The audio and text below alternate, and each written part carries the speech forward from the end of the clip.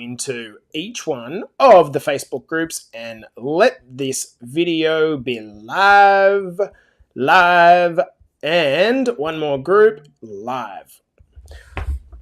We on, Nez? We on. I never ever know when these actually go live now because it's changed. It's like there's so much to do to actually get it to start now. Yeah. If you guys saw the back end of this system, it's kind of like, it's like Facebook's making it so inhibitory to actually go live with anything other than your phone. And so, anyway, stop complaining, Jace. Stop complaining. What's going on, Ez? How are you this morning? I'm good. How are you? Good. You're looking very bright-eyed and bushy-tailed, as they say. Thank you. I have come up with this fabulous plan to get my kids out of my bed to get a good night's sleep. Okay. Put a blow-up mattress on the floor next to your bed so that they're still near you, but not in bed with you. It has worked. So they were like climbing in every day. Is that the? Oh, dude. Multiple times through the night. We say we don't like it, but we secretly love it a little bit. And it's like, I don't know about you, but I'm feeling like I'm teaching Atlas right now to go to sleep on his own. And part of me is like, it's this like paradox. I want him to go to sleep on his own, but I also feel like, oh man, I don't want to let go of that time when he's not a baby anymore, right? Yeah. But anyway, team, we are here with another episode of Q&A. Now, obviously, this Q&A session is looking much sexier than it normally does, and that's because we've binned Coach Mike. He's off sick. Unfortunately, his beautiful wife Jo was struggling in the last couple of days, and then he's caught it, and so I'm subbing in for the big dog. Not as much George Clooney scenes, but nonetheless, Maltese Australian scenes are here. And of course, I'm here with the one beautiful coach, Erin Waters. We're going to start this in 30 seconds. So if you are coming in live, guys, let us know you're here. Just do the right thing. Say hi in the comments. Good morning, Jules. What's going on, girlfriend? I hope you're good. Kara's in here as well. Renee's in here as well. We've got a few boys watching on live. Hello, Steve. Love to have a catch-up chat with you, Steve.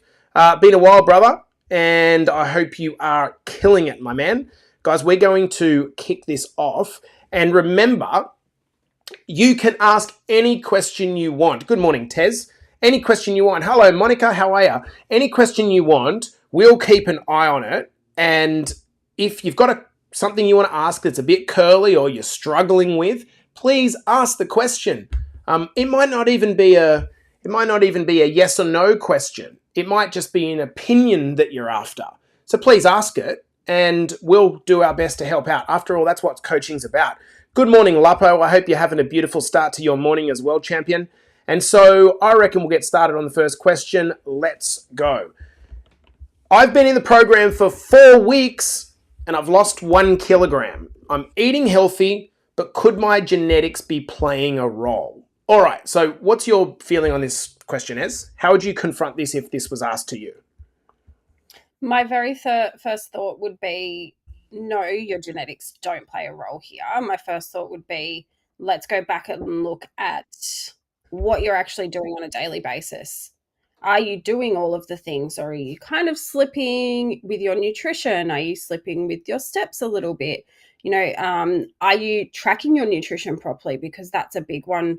I think a lot of us don't know how to weigh our food properly, or how to actually know what foods to track, because, we know that we could look at a certain food and go, yeah, that's fine.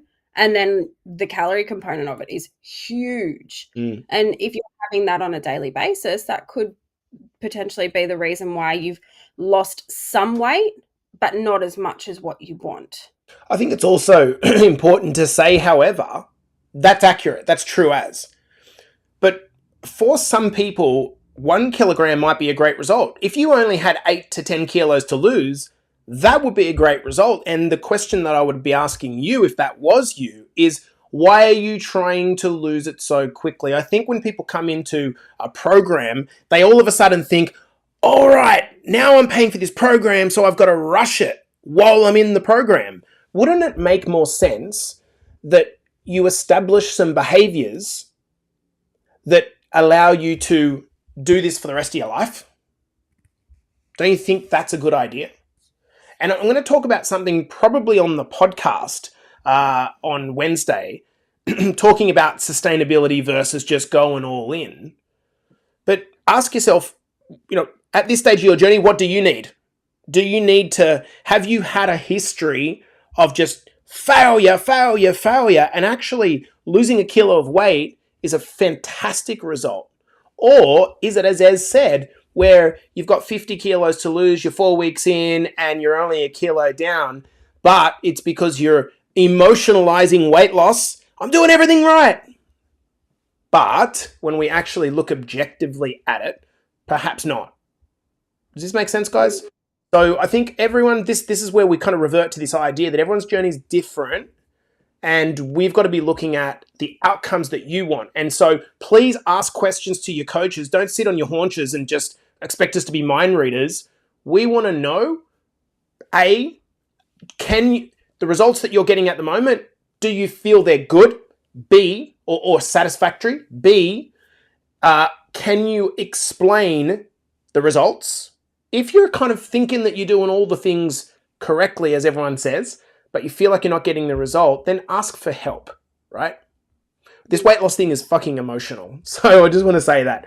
Now, Monica asks a question from the crowd. We can't display it in the group, but it will be displayed everywhere else. By the way, there's 30 people watching on live, guys. So if you've got any questions, please let us know. Does high cortisol play a role in losing weight? Well, the short answer is yes. Yes, it does. Let me explain how this actually works and keep it really, really simple. I think hormones often get blamed as the problem, right? The problem is not the hormones themselves. The hormones are just reacting to the situation. And this is a classic example. Why would you have high cortisol? Well, there are a number of different reasons, but the major reason that most people have chronic elevated high cortisol is over stress and undersleeping. So think about what happens to you when you're overstressing and undersleeping. What foods are you craving? It's not chicken and broccoli. It's ice cream and the sugary foods, right? How much do you feel like exercise? 0, because you're tired. So the hormones might be signals that are involved, and certainly they can become messed up, Monica, in your case. I think the biggest thing, and what practically can you do about high cortisol? Well, look, it's not the sort of thing that you would, generally speaking, go and get tested.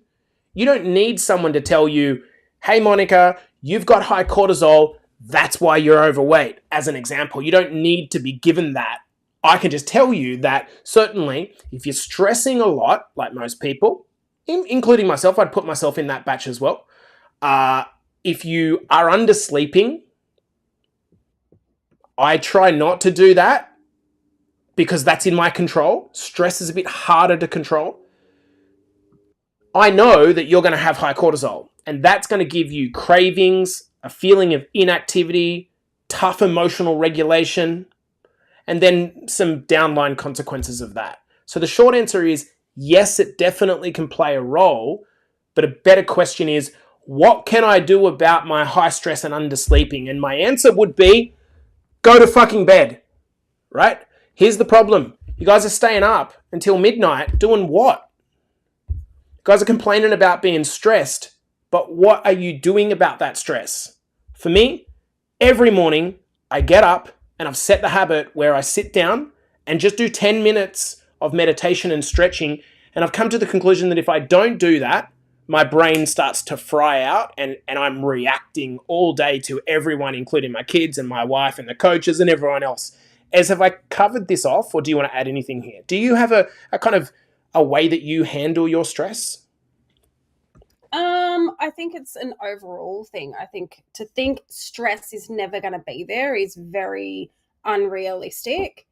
Absolutely. And it's just managing that stress. What do you do for yourself? And I don't mean those go out and get fancy facials. If that's what makes you feel good, yeah, great, do that. but what are you doing for yourself on a regular daily basis that does fill your cup up? So you're talking, that's a really interesting take on it. So rather than watering down the stress, what are you actually doing proactively to enjoy your life more? Is that what you're saying? Yeah, I find for myself that just makes me feel good, and when I feel good, I deal with the stress just like it doesn't get to me as much. I feel much easier in dealing with it. Okay, so let's do a challenge, right? We've got 25 people here watching live right now across the various platforms, okay? Comment what you do to relieve stress. And don't write something that you think we want to hear. I'm really interested in what you do. And just asking that question bluntly in the middle of a Q&A episode might actually go, fuck, I don't really have something that I do. Now, I talked about meditation, but for me, I love two things. Coffee, like the cafe, sitting down in a cafe, I love that. And that chills me. And second thing that I do is go to the gym and lift weights because I know that I'm an angry man if I don't lift weights. So maybe pop it into the comments if you've got something that you specifically do. Let's move to the next question. Is it possible that two people working as hard as each other, doing the exact same diet, can lose weight at different speeds? Ez? Yes, 100% it is possible. I think the most obvious here is men and women obviously lose weight very, very differently. And I guess it makes it hard for someone if you are on a transformation with your partner and you can see, oh, they're losing weight really quickly and I'm not. It can, again, it's emotional. Can feel very, very deflating. But yeah, it's definitely possible to keep it super short. Yep. Look, I couldn't agree more. So we've got, I'm going to go back over the questions to the answers to my last question in a moment, but it's going to come down predominantly to the speed of your metabolism and your nutrition. They're the two things that it's going to come down to. If you've had a long checkered diet history and you don't have a lot of muscle mass, you're probably going to have a very suppressed metabolism, which is meaning you're going to struggle burning calories. And so in this circumstance, really, the first 12 to 24 months of your journey is going to be hard. It's going to be hard because you're trying to undo 20, 30, 40 years of metabolic suppression. You got to build a bigger engine again. And if that makes no sense to you and you're not in Better Body Academy, maybe you should send a message. But when you've got women with their husbands doing weight loss programs at the same time, for the girls, it's a head fuck, right? So ladies, if you're watching this, please understand that you can have two, who gets frustrated about the fact that their husband all of a sudden can just lose weight, like feels like this, right? That's generally speaking because men have more muscle mass, right? It's not because they're doing better, it's because they have more muscle mass. And for that reason, what we need to make sure is we're not comparing. Now I'm going to go back to the previous question. Dino says, going to the gym every day is my time to get out of my day, 100%. Monica says walk, long showers, and breath work. I'm extremely interested in breath work, and it's not something that I know a lot about, but I am planning on studying this. Jules, drink wine, 2 glasses only. Jules, that's 400 calories. Lol. Just so you know. All right, let's get to the next question. Kellyanne says, listen to music going for a walk. How good? Like, that is amazing. That's what we want to be doing. All right, let's get up. What shoes are best for when deadlifting and squatting? I've heard you need flat sole shoes. Let me just answer this question really quick. It's a common question. I love the idea of doing those things, deadlifting and squatting, in bare feet. Personally, I don't often do it. I've switched to using, Chucks, like high tops, right? Converse shoes. The reason I lift in them is because they made me feel 20 years old again, which is cool. But secondly, they've really got a really flat sole, right? And the benefit of a flat sole is it gives you good ground contact, right? So when you're pushing with your heels against a hard surface, this gives you plenty of tension to come back out of that movement. But if you've got those big spongy ass heels that so many people training in the gym, they're joggers. You jog in joggers. You don't lift weights in joggers. My suggestion would be keep them for going for a walk, going for a run, but don't be lifting in those shoes. What you want, don't worry about platform shoes and buying specialist things. You don't need to worry about that. But what you do need to worry about is either a really thin sole is what you want, or you want to have, you can just kick your shoes off and do it in bare feet. As long as your shoes don't, your dirty feet don't smell, you're pretty good, right? All right, let's get to the next question. When it comes to fat loss, cardio or lifting, what is the priority to do first? What would you suggest here, Ez? Lift weights, lift weights, lift weights, lift weights. Yeah, I used to think that cardio first and then lift weights, but all you're doing is you're just fatiguing yourself. You want to have the most energy to lift as heavy as you can and then fatigue yourself with cardio afterwards. There is nothing more for me to add to that. The number one, look, have a look at all the people doing cardio in the gym. They look the same that they did 2 years ago.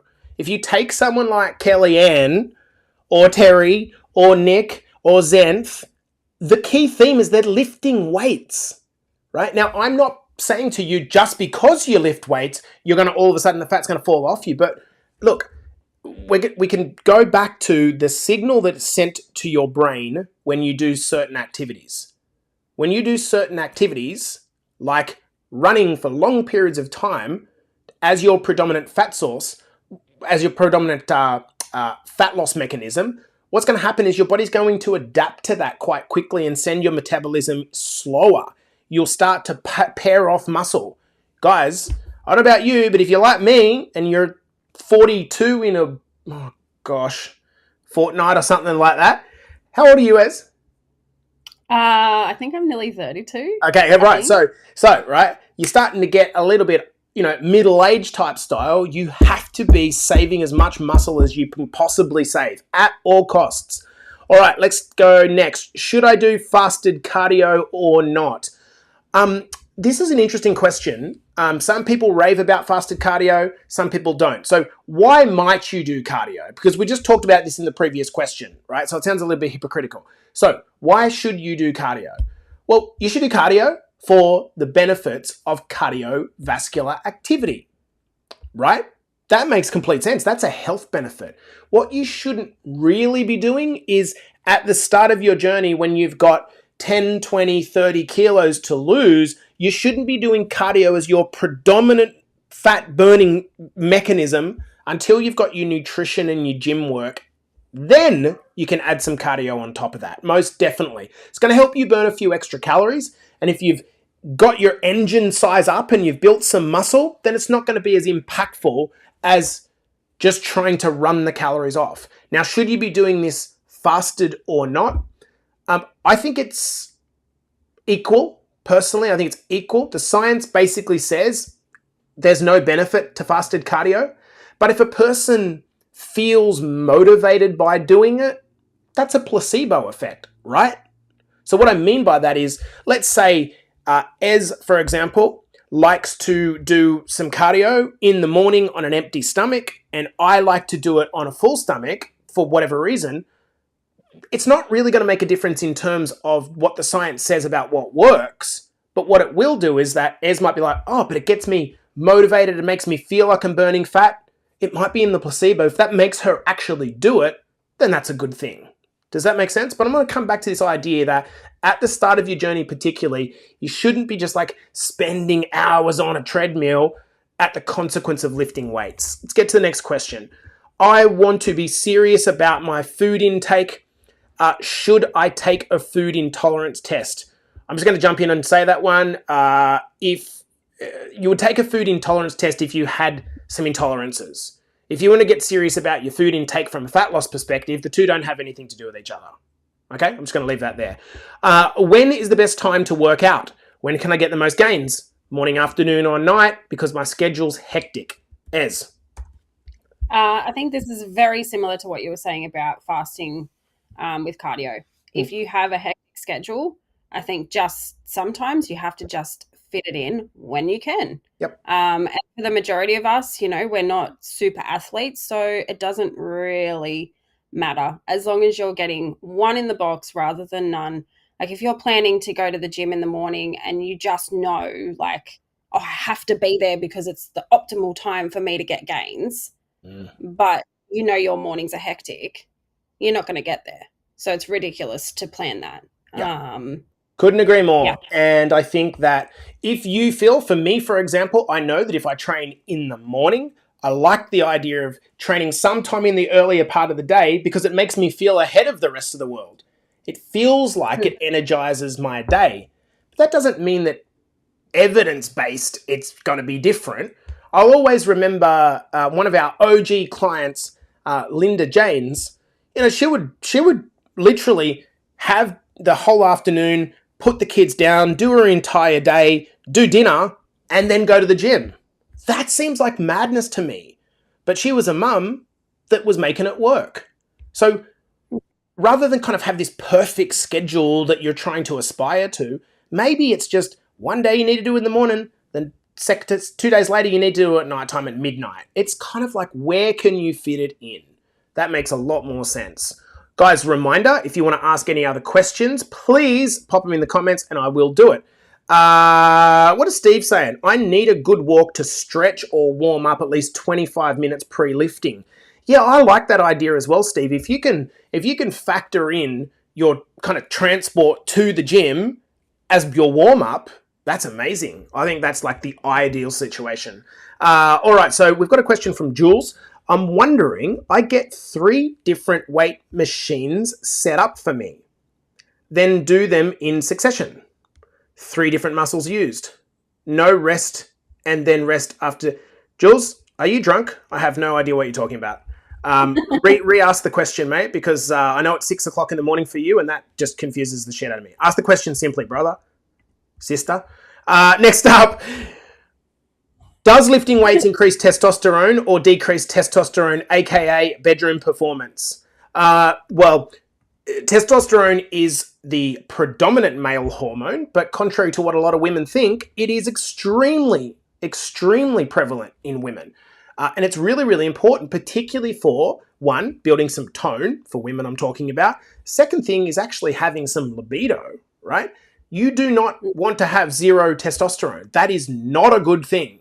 That is not a good thing, right? So does lifting weights increase testosterone? It does inadvertently because of the signal that it sends to the brain. I want you to think about weightlifting as almost like this kind of, like evolution of an animal happens over millions of years, right? An animal might grow a tail, or it might turn into a bird, or you've heard this from dinosaurs. This is going to sound real weird, right? But this is what happens over years as evolution. When you go into the gym, it's like a very quick form of evolution over the course of 1, 2, or 3 years, right? So when you use a muscle and you use it over and over again, the muscle is adapting to the work that you are giving it. This is the reason why you see people in the gym that look the same over and over and over, year after year, because they're not doing anything extra to cause the evolution. Guys, am I fucking losing it, or does that not make sense, right? What we're trying to... Yeah, we're trying to create an adaptation, and that adaptation is for our muscles to get bigger and stronger. And in order to do that, if you keep doing the same thing every single week, why would they grow? You've already got the tail. Why would you grow a second tail? Does that make sense? So the goal here is, we call it progressive overload. And this is the reason why you have to be tracking your workouts so much. Sean Duras, our conversation last week, is that you have to be tracking your workouts because you need to know what you lifted last session so you can look at different ways to either increase the weight you're lifting, the reps that you're doing, the amount of rest that you're having, the tempo, the speed. There are different ways. So what's happening is when you lift weights, the signal that's being sent to your brain is, oh my God, Erin's lifting weights. She needs to build some muscle. And part of that means that testosterone gets stimulated, right? Which gives us some of the environment to actually build some muscle, which is really, really important. ask a really quick question about that? Of course. Is it short-lived though? So when it sends that signal, I would assume it's not something that like it's going to increase testosterone and then it stays there.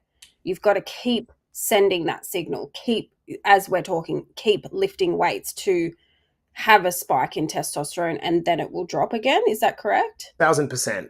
Hormones are what they are is little chemical signalers, right? So be it testosterone, estrogen, insulin, what was the one we talked at the start? Cortisol. All of these are they're chemicals that get released into the bloodstream they have a releasing organ, right? Like the testes, for example, release testosterone, or we get luteinizing hormone coming from the brain, and it travels through the bloodstream and goes and impacts another organ to tell it to do something. So effectively what they are is they're like the nervous system. The nervous system sends electrical signals. The endocrine system sends hormonal signals through the blood. So think of it almost like the nervous system is like the quick signal, electricity through the house. That's the nervous system. That's how I can go like this, like within a split second, the movement happens. But when it's hormonal signals, it takes a little bit more time to travel to the target organ to do the thing. So you're right. You need to keep doing the thing in order to keep getting, and in the converse, negative hormonal signals like constantly chronic levels of high cortisol happen if you keep doing the thing. So if you keep stressing, you keep pushing the cortisol pump, which has negative impacts. Does that make sense? So yeah, if you want that constant testosterone, you can't just like lift once and go, oh, cool. And by the way, ladies, if you're kind of listening to this and you're like, constant testosterone, I don't want to grow a beard. Like, dude, that's just never going to happen, right? Short of you taking steroids or having other hormonal issues like, potentially PCOS where it becomes a little bit more complicated, it's not going to happen. All right, final question. What is the best split for beginners? As when you started doing your fitness transformation journey, how were you training in terms of a breakdown in the gym? Like what sort of split were you working with? In the very beginning, it was just getting in there and kind of getting comfortable because I was so nervous. But when I started to feel a bit more comfortable, I found for me, obviously being a mum and being a bit time poor, not loving the gym in the beginning, I did full body because I knew that if I did a full body workout, I didn't have to worry about, but I haven't stimulated these muscles this week or it's been a long time. Full body, I aimed for 3 days a week. That was just very, very achievable for me. I knew I could do a full body workout at home if I had to because you can do home workouts as well. And I knew that I was stimulating those muscles at least 3 times a week. So there wasn't a big gap. Like if I was doing legs on Monday and then not doing legs again until the next Monday, you work really hard for something that's going to be really hard to achieve. Yeah. So full body was really, really beneficial to me and it was convenient. And I don't think we need to carry that on too much longer. Good morning, Adsy. Yeah, that would be what we'd be recommending for most people. And look, I kind of did a reel on this yesterday. When you're 20 years old and you can train 6 or 7 days a week and you're not interrupted by kids or career or crying or whatever it is, then it doesn't matter. You can kind of do that split work, right? You can go, Monday chest, Tuesday legs, or Wednesday butt, or however you want to do it. But by the time you get to our age, and the majority of us are kind of in the same vicinity of like 30 to 60 type thing, right? You want to be doing full body splits. And the reason is because let's say you've committed to 3 sessions and you can only get to 2. Well, guess what? You've already done 2 full body sessions. So that's fine. But if you're doing, let's say a 3-day body part split, you might do chest and biceps, let's say, back and triceps as an example. Oh, I can't get to the gym today. I can't do legs. Next week comes around. I'm going to go to the gym 3 times this week. Monday, chest and bis. Tuesday, back and tris. Oh, damn it. I can't go to the gym today. My legs don't get work. And before you know it, you've gone a month without doing your legs. And that's just not a good way to train. You're going to create imbalances. So when you're doing full body sessions, you make sure that even despite the circumstances, even one session a week, which is fine, it's a full body session, meaning you're covering all of the muscle groups. Guys, any other questions you want to pop in the comments? I'm just going to answer or ask Laurie's question. When is a good time to increase training volume? That is, increase sets and reps. Would you cycle this in with your program? So this is a great question, Loz. And to answer the question, I would say it depends on what you're already doing. I kind of used to have this idea in mind that the moment that you've kind of trained 4 days a week, that the only real way, like 4 days a week for a long period of time, the only way you're going to get any stronger is just training 5 days a week and 6 days a week and 7 days a week and 8 days a week. And oh, wait a second, there's not 8 days in the week. So I don't think that's the case. I think what a lot of guys do that train a lot of days, what they end up doing is sacrificing the quality. Not because they're lazy, because it's really hard to get up. I don't know about you guys, but like I train decently hard. It's hard to get up for 3 heavy days, particularly if you're like us, where you're natural, right? You're not injecting a bunch of steroids. And so it's pretty hard to get up for that. So for me, Loz, rather than adding on more and more and more and more days or sets, I think a better strategy personally is to make sure you're tracking your workouts and look for very micro opportunities to constantly add to the weight. That would be my suggestion. Adding to the weight or adding to the rep count means that you're getting stronger. That's the feedback that you want. So let's say that you've done, I'm just going to make it an easy number, say 50 kilo bench press, and you're doing 50 times 10, and you're doing that, and it's kind of over the course of 2 to 3 weeks, it's kind of getting a bit comfortable.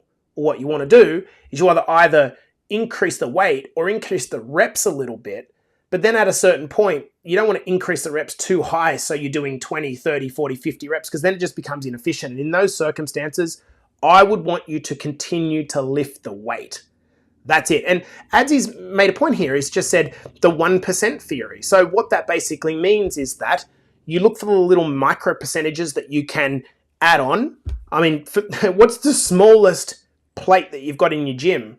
It's generally like a 1.25 pound or kilo. I can't remember what. It's just like add that on. So I think you're much better to kind of add in, because that would still be included in volume. If you're doing more sets, more reps, more days, that's just increasing the amount of time you're spending in a gym. I personally would be encouraging you to increase the weight that you're lifting and make up for it with that way. That would be my recommendations personally. All right, so I think that's all the questions, guys. It's been lovely coming back in and doing a Q&A. I love doing this stuff and seeing if you guys can catch me off guard. Thanks for joining me, or rather, I'm joining you this morning, Ez. It's been really good. Yeah. It's different. Yeah, it's different. All right, team. Have a beautiful, what is it for you guys? Mostly Tuesday. I hope things are going well. Rip in. If you need anything from our coaching crew, send us an inbox and we'll speak to you soon. Peace out. Bye. All right. Just going to cancel any of these liveys. All right. Cool, dude. Happy? Yeah. Love it. I love Q&A. Yeah. That was really interesting. I was getting the sense that Q&A was kind of not hugely attended. We had 30 people there for like the middle half. So I'm not what's that? Sure that it is on a regular basis. I'm not sure. Anyway, that seemed like a pretty good attendance. So yep. Okay, cool. All right, dude. Well, go and rip in. Chat soon. Bye. See ya.